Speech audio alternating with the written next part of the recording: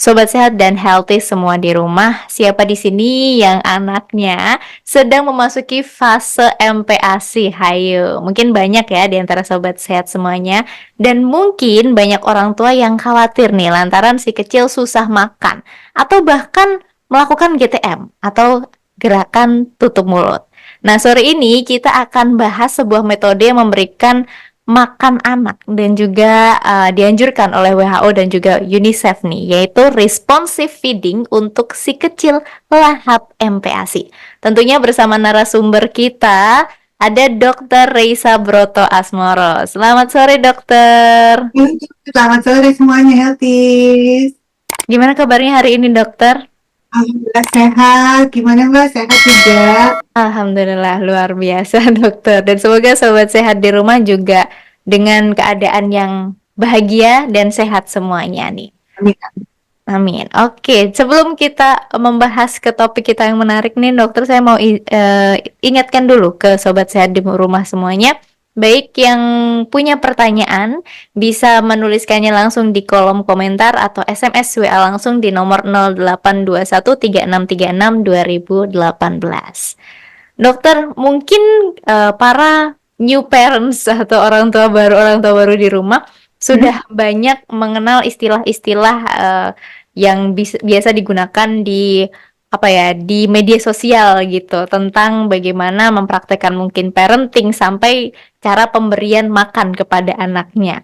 Dan mungkin diantaranya ada juga yang udah mendengar istilah responsive feeding, tapi kan juga banyak yang belum mendengarnya nih, dokter, karena apa nih istilah baru gitu. Mungkin bisa dijelaskan, dokter.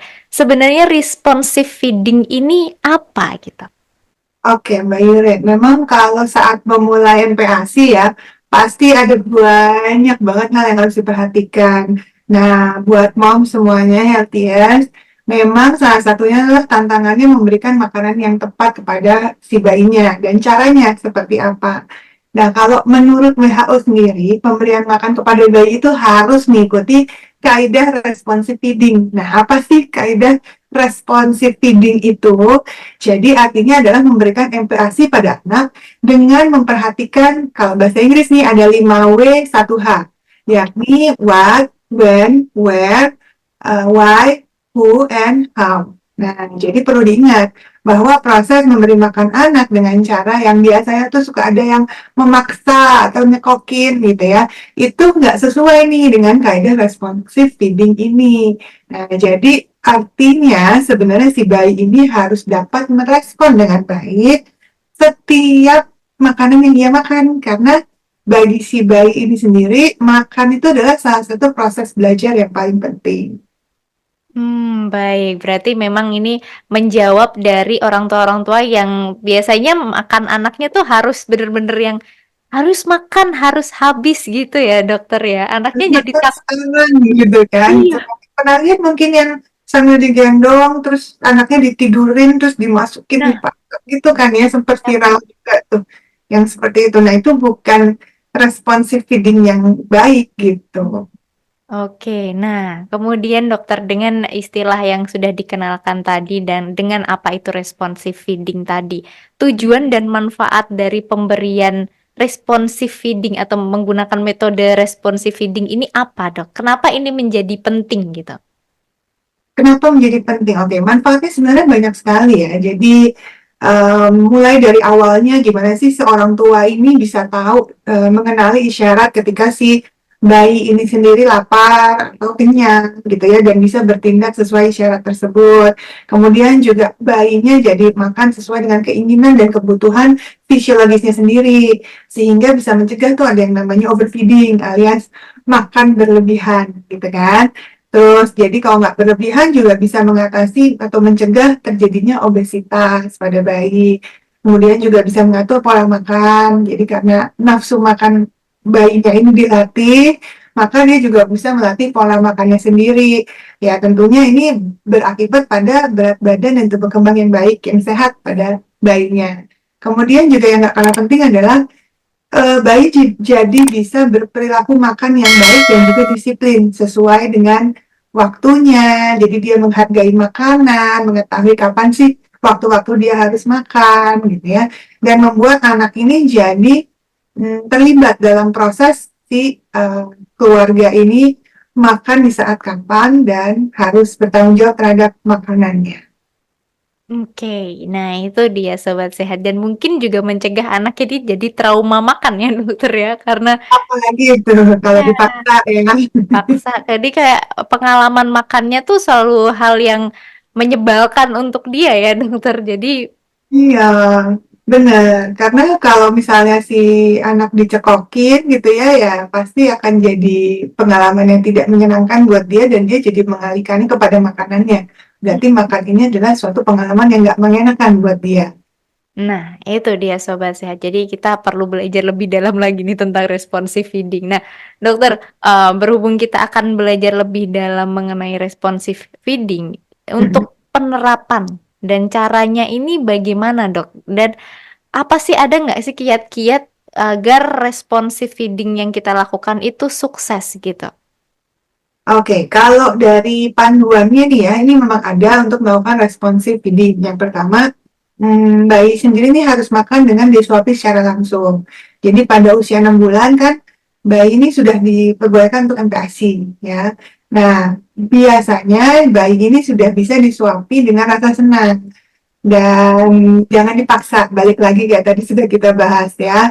Jadi bayi ini akan membuka mulutnya, sudah ada respons terhadap buka mulutnya dan menelan dengan baik pada saat si sendok berisi makanan ini mendekati mulutnya. Jadi kaidah kedua yaitu nggak boleh dipaksa atau dicekokin itu tadi.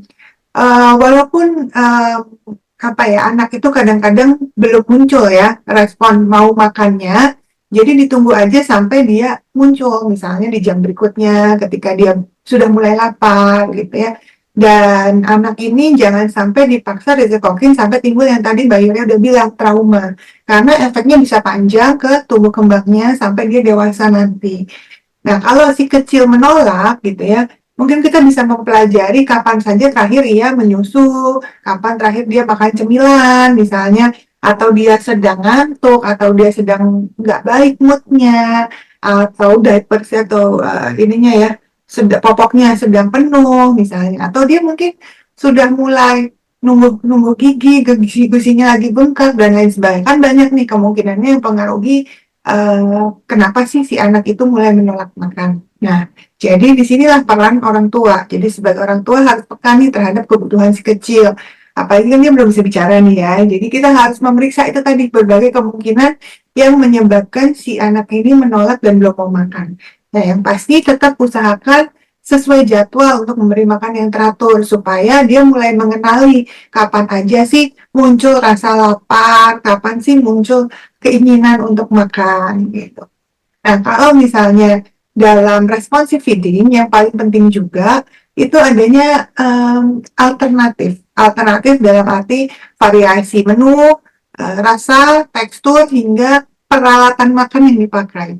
Jadi kalau pun si bayi ini kan masih kecil ya, tapi bisa muncul rasa bosan loh. Jadi kalau misalnya dikasih makan itu-itu aja, rasanya gitu-gitu, terus pernah dicoba nggak sih bikin makanan anak nih dicoba nih enak nggak gitu karena anak tuh juga bisa merespon terhadap rasa enak dan enggak gitu. Jadi kalau sebagai orang tua bisa membuat makanan yang lebih berasa gitu ya. Memang harus dibatasi nih penggunaan misalnya gula dan garamnya gitu ya, jangan berlebihan gitu. Tapi juga tetap boleh diberikan dalam dosis yang sangat rendah gitu ya. Ya, terus tekstur juga. Teksturnya gimana, mau naik turun gitu kan. Bisa diubah-ubah tekstur makanannya supaya anak juga bisa mengenali. Pada saat responsive feeding ini juga ada satu hal yang penting, yakni nggak boleh ada distraksi. Ya, jadi usahakan anak ini untuk makan dengan duduk tanpa distraksi apapun. Karena kebiasaan makan sambil duduk ini juga akan melatih pertama kedisiplinannya ya. Bahwa makan ya memang seperti itu gitu ya. Duduk di depan ada meja, dia makan gitu ya di suasana makan. Kadang-kadang kita tuh sukanya sambil digendong, dibawa gitu ya, jalan-jalan atau apa. Nah itu mendistraksi dia. Jadi dia nggak fokus terhadap makanannya, proses makannya gitu ya. Dia ke fokus ke yang lain ya. Jadi itu kurang baik. harus dilakukan makan makan di tempat dan biarkan dia belajar terhadap proses pemakan itu sendiri. Jadi jangan dikasih distraksi mainan atau gadget gitu ya, biar dia tuh mempelajari dan tahu saat makan yang tepat dan kapan sih dia kenyang.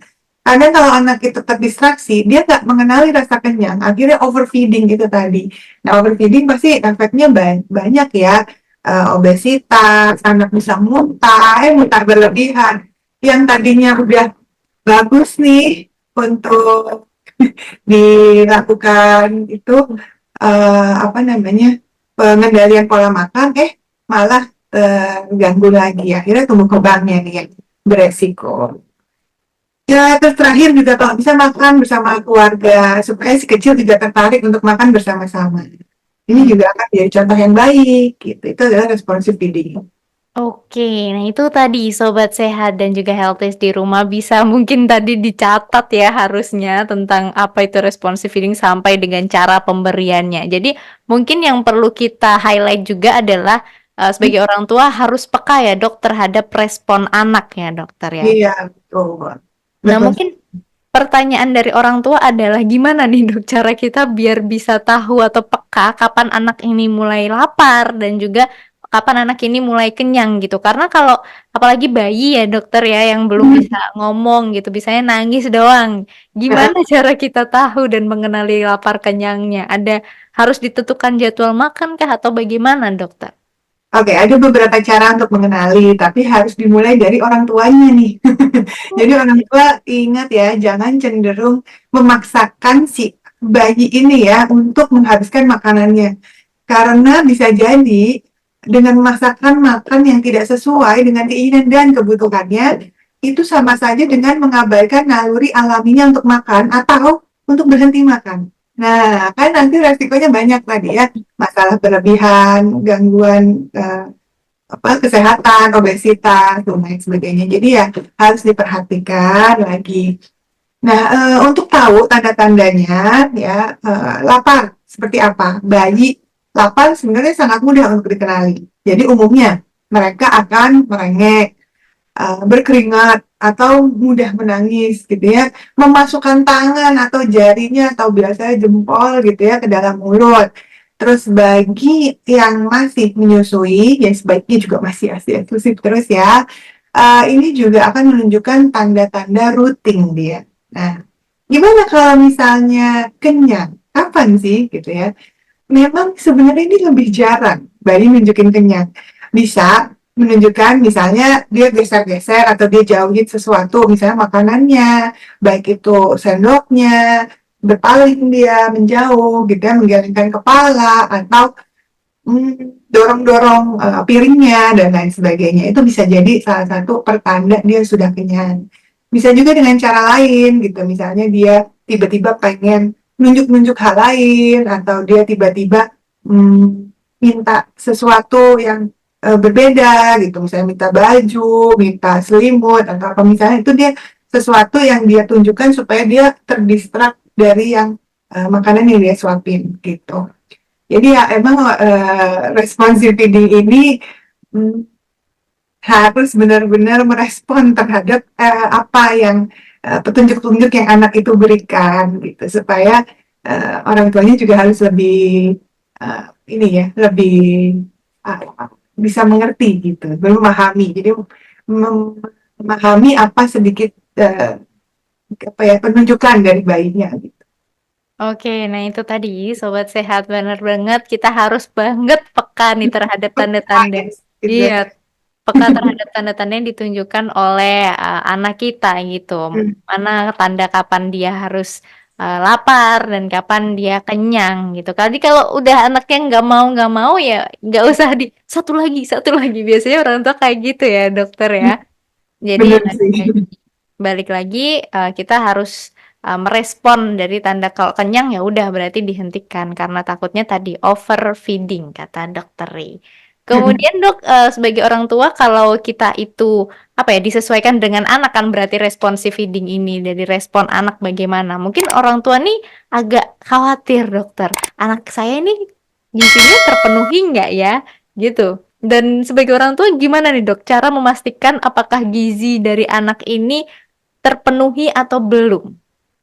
Iya, semua orang tua pasti kan pengennya anaknya tumbuh dan berkembang dengan Iya. baik gitu ya. Jadi memang harus dipastikan nutrisi anak ini sudah tercukupi dengan baik juga. Nah, ini kan erat sekali ya kaitannya dengan yang namanya status gizi anak. Nah, kalau status gizi anak ini baik, maka kesehatan tubuhnya juga tentu akan terjaga ya, diiringi dengan pertumbuhan tubuh yang normal. Jadi, penilaiannya adalah status gizi baik pada anak. Nah, kalau mau tahu nih, healthiers, status gizi anaknya ini sudah baik atau belum, ya ini memang harus ada pengukuran khususnya. Jadi ada grafik ya, yang ini ada beberapa indikatornya, gitu ya. Misalnya, hmm, bagi anak yang usianya 0 sampai 5 tahun atau balita ya, bisa pakai grafik WHO 2006, namanya cut of Z-score, gitu ya. Kalau yang di atas 5 tahun kemungkinan kondisi gizi baiknya itu bisa diukur pakai aturan CDC, jadi pakai persentil. Jadi persentilnya jadi gambaran berapa sih nilai indeks massa tubuh anak, gitu ya. Nah, kalau anak itu punya gizi baik, kalau mereka tuh berada di posisi atau di kategori normal untuk setiap pengukuran dengan grafik pertumbuhan anak, ya. Nah, kan biasanya kalau di buku apa ya namanya tumbuh kembang anak tuh ya, kalau kita ke Posyandu atau ke Vaskes itu kan suka dikasih. Nah, itu suka kelihatan gambaran-gambarannya kita bisa masukkan berdasarkan uh, ada beberapa indikator ya, yakni ada berat badan berdasarkan tinggi badan, ada berat badan berdasarkan umur, ada tinggi badan berdasarkan umur, ada indeks massa tubuh berdasarkan umur. Nah, anak dengan gizi baik ini harus menunjukkan kalau dia pada rentang angka normal pada keempat indikator tersebut. Nah, itu bisa dilihat tuh ya nanti seperti apa. Nah, supaya lebih mudah dan cepat untuk tahu kondisi gizi anak ya bisa dilakukan pengukuran tinggi serta berat badan anak di pelayanan kesehatan terdekat. Karena banyak rumusnya itu tadi ya, perhitungannya seperti apa dan harus dipantau rutin. Jadi ya makanya harus dilakukan di pelayanan kesehatan, baik itu di posyandu, puskesmas, maupun di vaskes terdekat, di rumah sakit. Ya. Tapi tanda-tandanya bisa terlihat, yakni cukup atau enggak sih eh, berat badan atau tinggi badannya normal atau enggak. Terus bisa dilihat juga anaknya enggak gampang sakit, terus anaknya juga punya nafsu makan yang baik, anaknya aktif, anaknya lincah, bisa berinteraksi dengan baik. Nah, ini sebenarnya tanda-tanda anak punya gizi yang baik. Oke, berarti sebagai orang tua harus benar-benar ini ya dok, rajin-rajin untuk memeriksakan tumbuh kembang anaknya ke fasilitas pelayanan kesehatan terdekat. Jadi kalau bisa jangan males lah gitu. Dengan Sebaiknya itu, ya. iya, untuk kesehatan anaknya juga untuk tumbuh kembang anaknya. Apalagi di posyandu kan sudah diadakan di masing-masing desa ya dokter ya, masing-masing RT biasanya malahan. Jadi Iya, lebih dekat lagi ke masyarakat itu tadi, sobat sehat semuanya. Jadi harus sering-sering diperiksakan kalau mau tahu tumbuh kembangnya optimal atau tidak. Nah, dokter, tadi kan kita udah membahas nih dan udah tahu gimana cara yang tepat untuk memberikan makan ke anak. Salah satunya melalui responsive feeding ini yang tadi udah dijelaskan. Lantas mungkin pertanyaan selanjutnya itu lebih ke jenis makanan apa nih dok yang tepat dijadikan MPASI. Soalnya kan sebagai orang tua apalagi yang ibu muda yang baru punya satu anak itu suka mikir, wah kayaknya harus salmon nih, padahal kan ada oh, mungkin pilihan-pilihannya gitu dokter. Mungkin bisa disampaikan apa aja dok jenis makanan yang dianjurkan. oke. Ini tadi berarti selain mengamati tanda-tanda siap makan Iya. ya, ya ini new mom semuanya juga harus memperhatikan komponen bahan makanan yang digunakan untuk MPASI. Nah, sebenarnya yang poin paling penting ya, salah satu memenuhi kebutuhan zat besi si kecil. Jadi kalau saya ambil dari IDAI, ya mengingat nutrien yang paling tidak terpenuhi kebutuhannya setelah usia 6 bulan adalah zat besi, maka pilihan utama MPASI adalah sumber nutrisi tersebut. Nah, berarti ngambilnya dari mana tuh? Salah satunya daging, ya, daging sapi. Jadi pemberian protein hewani dan nabati ini bisa diberikan sejak si kecil berusia 6 bulan. Nah, jadi kalau ingin memberikan protein hewani kayak daging, telur, ikan gitu ya, harus dipastikan apa? Menu protein hewannya ini sudah dalam keadaan yang benar-benar matang dan punya tekstur yang halus. Jadi si anak tidak kesulitan untuk mengkonsumsinya. Jadi jangan salah lagi ya, karena makanan padat pertama yang terbaik adalah yang memang memenuhi gizi seimbang untuk si bayinya. Nah, kemudian bisa diberikan beras ya. Ini kan makanan yang paling hipoalergenik ya. Jadi kemungkinan terjadi reaksi sampingan gitu ya, itu paling minim. Nah, kalau saran sih ya, MPASI ini paling baik itu dibuat homemade. Jadi masak sendiri nih para orang tua semuanya. Karena kan apa? Kita bisa memperhatikan jenis dan juga memberikan variasi sendiri nih pada bahan makanan yang digunakan ya. Karena kan kita mau memenuhi kebutuhan energi, kebutuhan protein, dan berbagai mikronutrien yang dibutuhkan oleh bayi. Jadi ya kalau bisa pilih makanan yang mengandung memang ada karbohidratnya, ada lemaknya sebagai sumber energi, dan selain itu juga harus mengandung protein hewani, nabati, kemudian juga bisa diberikan makanan-makanan yang banyak mengandung vitamin dan juga mineral yang baik untuk anak. Cuma perlu diingat ya, jangan kasih yang makanan yang mungkin kadar lemaknya terlalu tinggi gitu ya, atau diberikan penyedap rasa atau pemanis buatan ya, jangan gitu. Jadi kalau untuk menambahkan rasa taste yang lebih enak, mungkin bisa dikasih sedikit minyak, mentega sedikit, dengan santan sedikit gitu ya. Apalagi untuk yang kurang berat badannya, jadi untuk menambah kalori. Ya. Bisa pakai makan makanan yang sudah ada rasanya gitu ya. Jadi anak makannya juga lebih lah. Dan yang terakhir juga dipastikan semua peralatan yang dipakai untuk mengolah atau menyajikan MPASI ini harus dalam keadaan yang bersih. Termasuk dari hal sepele nih, talenan misalnya.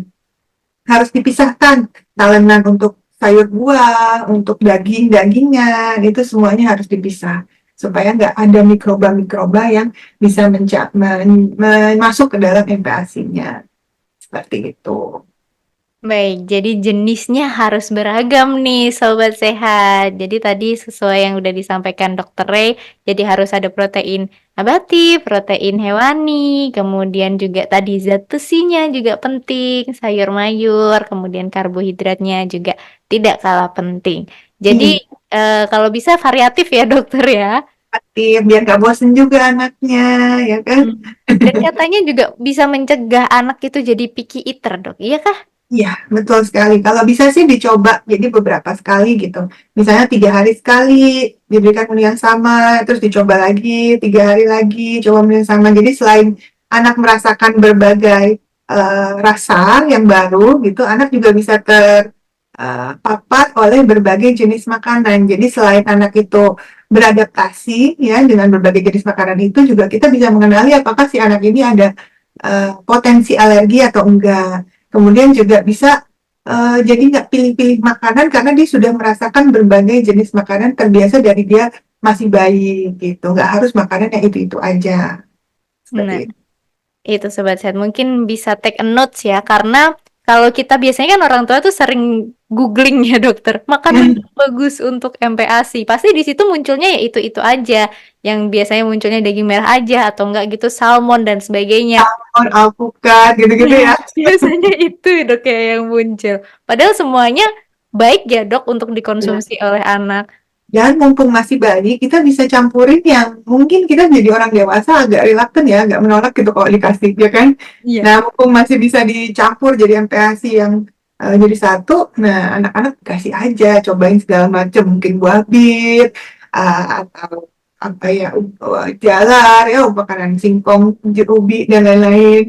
Terus juga mungkin sayur-sayur, yang ya, sayur bayam, sayur kale, segala macam kan bisa dicampur dan rasanya juga tetap enak gitu. Nah, itu dia sahabat sehat. Mumpung dia belum bisa berontak nih, dicobain aja.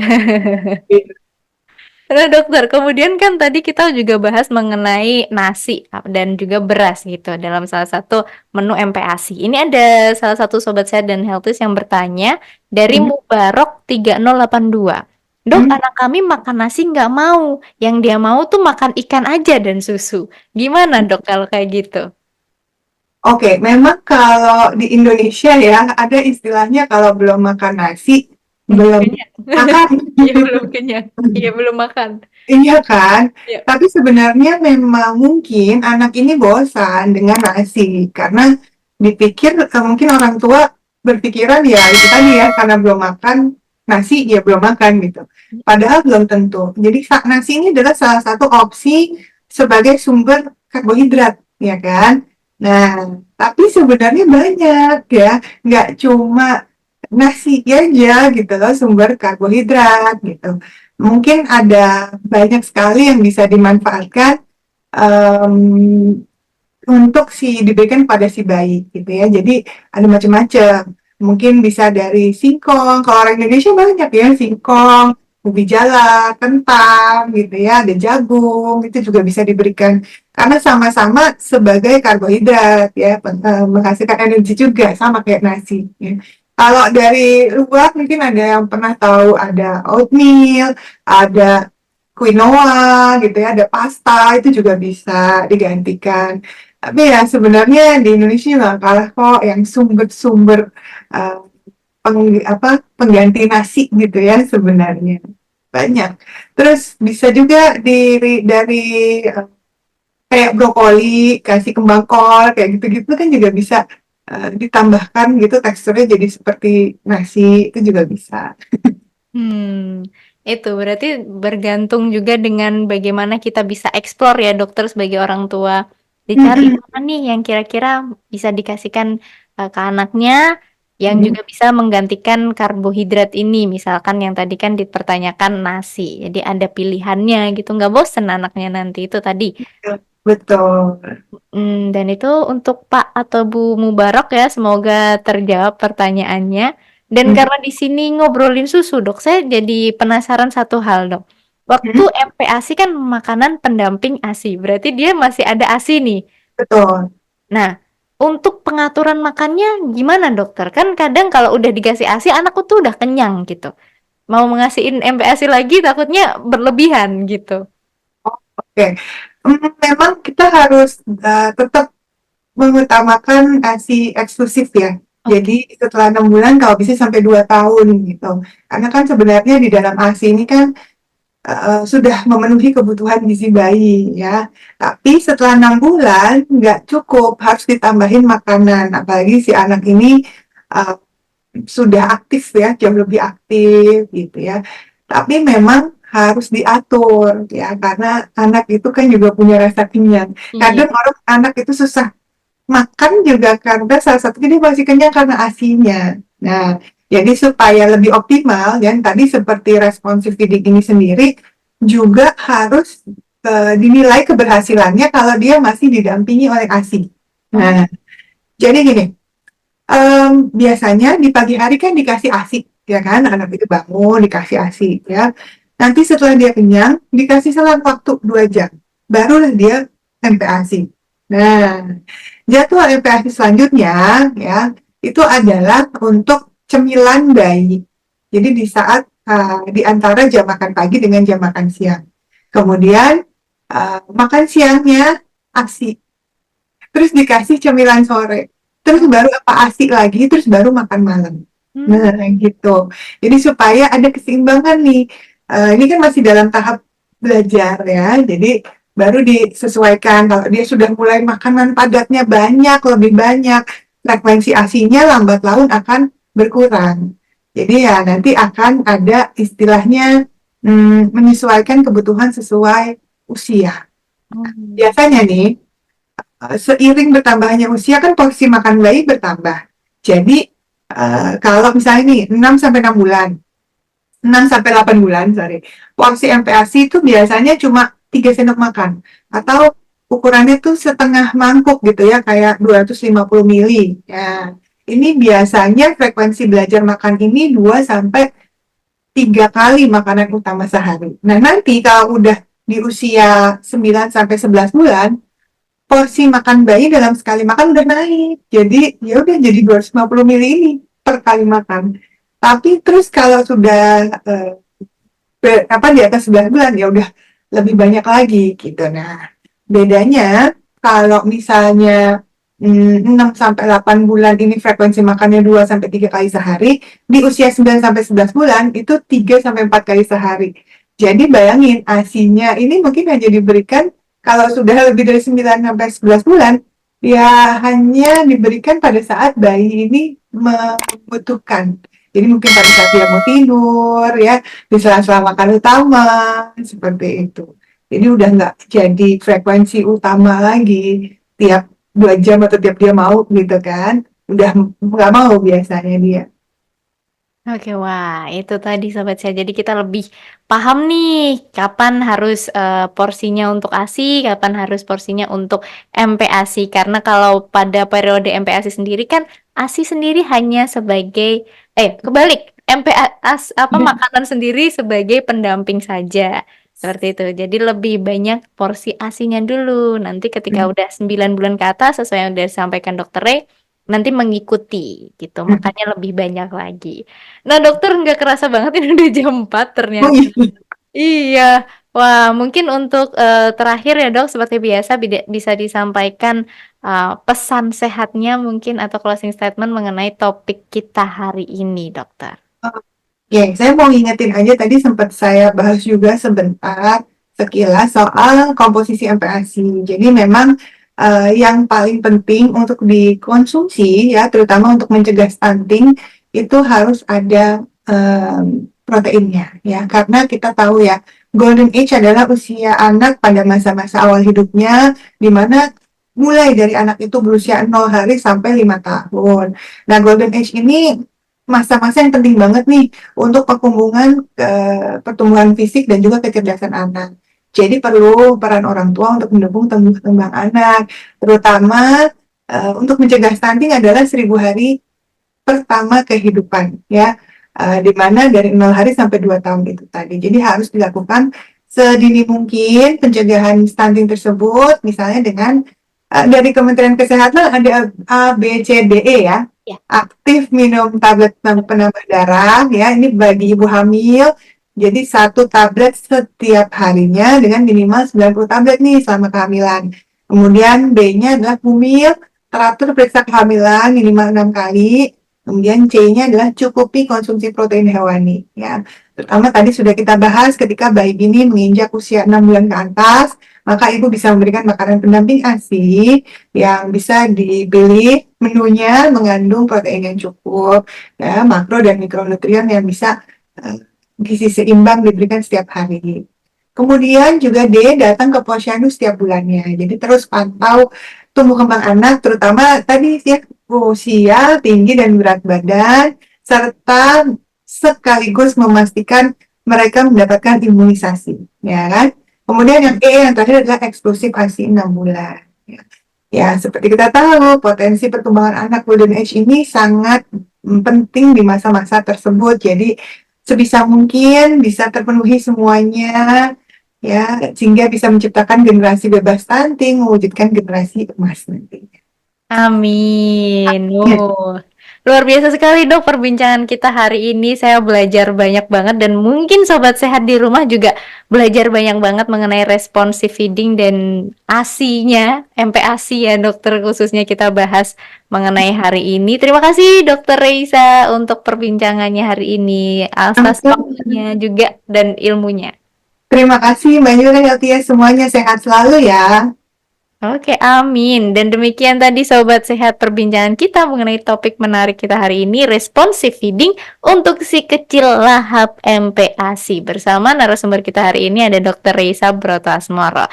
Terima kasih untuk Sobat Sehat semuanya. Sekali lagi saya ucapkan. Kemudian mohon maaf apabila ada pertanyaan-pertanyaan yang belum sempat dibacakan. Nanti bisa langsung ke Instagram Dr. Ray untuk tanya-tanya langsung ya dokter. Untuk itu, saya Yura Aurelia dan Dr. Reisa pamit undur diri.